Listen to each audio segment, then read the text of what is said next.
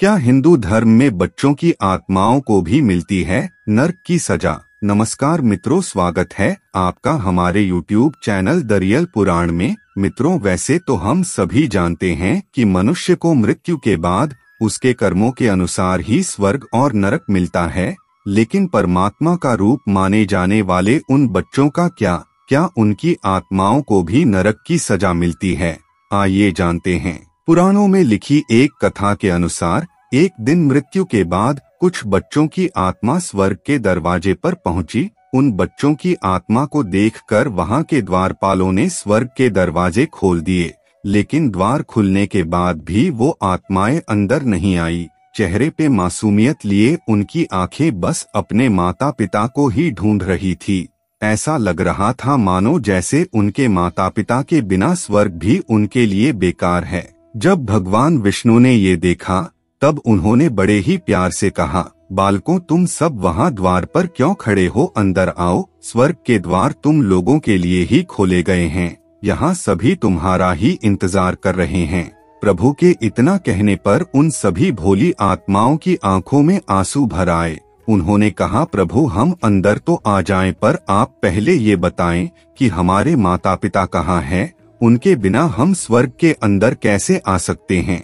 बच्चों की आत्मा की ये बात सुनकर विष्णु जी ने उन्हें प्यार से समझाते हुए कहा, बच्चों, तुम्हारे माता पिता अभी जीवित है, इसीलिए वह धरती पर ही है। जब उनकी मृत्यु हो जाएगी उसके बाद ही वो यहाँ आ पाएंगे।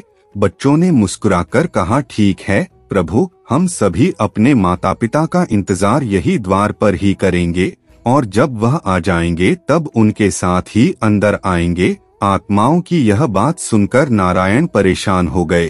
वो यह सोचने लगे कि अब बच्चों की आत्माओं को यह कैसे समझाया जाए कि उन सभी के माता पिता स्वर्ग नहीं आ सकते।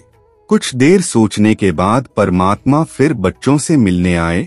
उन्होंने कहा, बच्चों, यह जरूरी नहीं कि तुम सबके माता पिता स्वर्ग ही आए। उन्हें स्वर्ग और नरक उनके कर्मों के अनुसार ही मिलेगा। अगर उन्होंने अच्छे कर्म किए होंगे तो उन्हें स्वर्ग मिलेगा, और अगर बुरे कर्म किए होंगे तो उन्हें नरक मिलेगा। धर्म कर्म की बातों से अनजान उन बच्चों की आत्मा प्रभु से कई तरह के सवाल करती रही, लेकिन स्वर्ग के अंदर नहीं गई। समय बीतता गया। उन बच्चों की आत्माओं के माता पिता को उनके कर्मों के अनुसार स्वर्ग और नरक मिलता रहा। जिन माता पिता को स्वर्ग मिला उन सभी के बच्चे उनके साथ स्वर्ग के अंदर चले गए, लेकिन कुछ बच्चे अभी भी अपने माता पिता का इंतजार उसी दरवाजे पर ही कर रहे थे।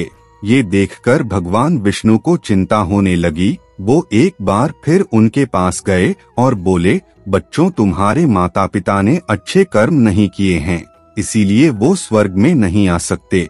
अब तुम लोग भी अपनी जिद छोड़ो और अंदर आ जाओ। अपने माता पिता के बारे में ऐसी बातें सुनकर वो आत्माएं भगवान से भी बहस करने लगी और उनसे बोले, प्रभु, जब आप हमारी गलतियों को माफ कर सकते हैं तो हमारे माता पिता की क्यों नहीं? इतना ही नहीं, उन लोगों ने यह भी कहा कि अगर आपके लिए ऐसा करना मुश्किल है तो आप हमें ही उनके पास यानी नरक में भेज दीजिए।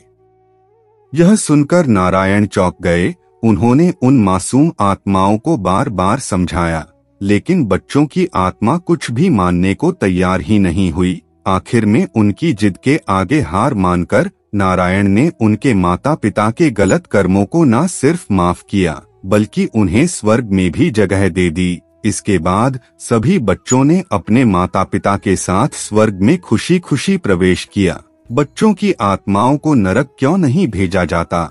ऐसा माना जाता है कि भगवान उनकी सारी गलतियां माफ कर देते हैं, लेकिन क्या अल्पायु में मरने वाले बच्चों के साथ भी ये होता है, या फिर उनके कर्मों के अनुसार ही नरक और स्वर्ग प्राप्त होता है? पुराणों की माने तो जिन बच्चों की मृत्यु 15 या उससे कम उम्र में हो जाती है उन्हें नरक की आग में नहीं चलना पड़ता है। स्वर्ग में खुद भगवान नारायण उन बच्चों का स्वागत करते हैं। आमतौर पर मनुष्य को स्वर्ग और नरक उनके कर्मों के अनुसार मिलता है, लेकिन इस उम्र में बच्चों को स्वर्ग, नरक और कर्मों का ज्ञान नहीं होता। अपने भोलेपन और मासूमियत में बच्चे कई ऐसी गलतियां कर देते हैं जिन्हें उनके माँ बाप तो क्या भगवान भी मुस्कुराकर माफ कर देते हैं। आशा है हमारे द्वारा दी गई जानकारी आपको अच्छी लगी होगी, तो कृपया वीडियो को लाइक करें और हमारे चैनल द रियल पुराण को सब्सक्राइब करें। धन्यवाद।